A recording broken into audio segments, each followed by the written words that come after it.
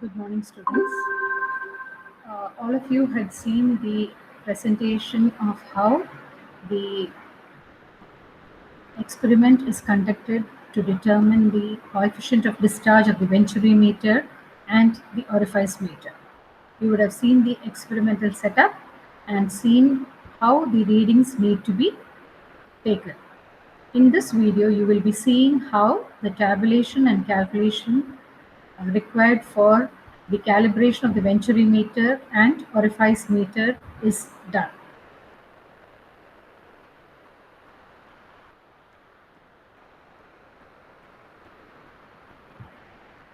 So, coming to the venturi meter and orifice meter calibration observations, area of the tank need to be collected.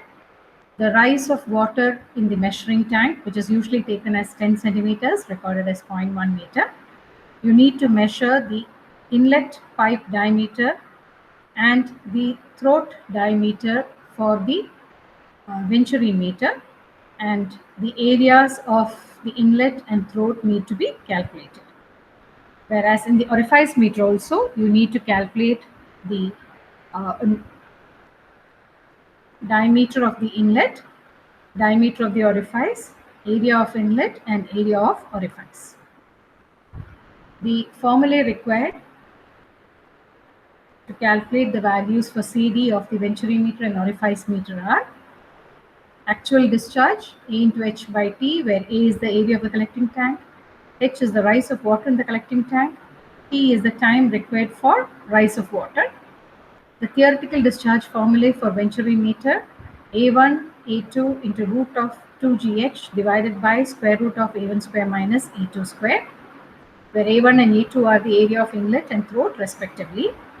Similarly, for the orifice, the formula is the same, but area of inlet and area at the orifice, A1 and A0. Coefficient of discharge is given by Q actual by Q theoretical. You will see the tabulation. One set of readings for venturi meter and one set for orifice meter is being done. Manometer reading has to be taken to measure the difference of head at the inlet and at the throat, and the differential head in terms of water has to be calculated. For a particular discharge, the time taken for 10 centimeter rise in the collecting tank need to be calculated.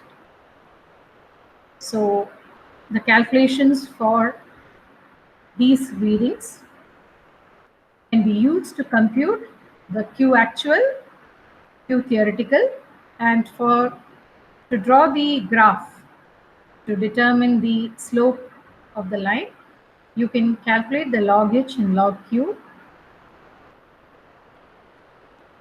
The calculations for the above tabulations are shown here.